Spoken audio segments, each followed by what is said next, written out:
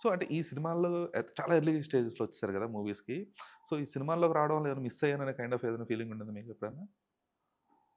నేను ఎక్కువ ఎంజాయ్ చేయలే లైఫ్. So, okay.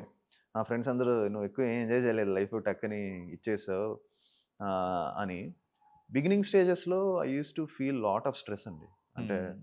ఆహ్, అంటే నాకు ప్రేమ కావాలి గాని, లవ్లీ గాని స 5, 6 ఇయర్స్ ఎక్కువ బయటికెళ్ళకపోవడం, ఎక్కువ ఓ ఓపెన్ అవ్వకపోవడం, అందరిని కలవకపోవడం, నాలుగు గోడల మధ్య ఉండిపోవడం, అవన్నీ ఎక్కువ చేసేవాడిని.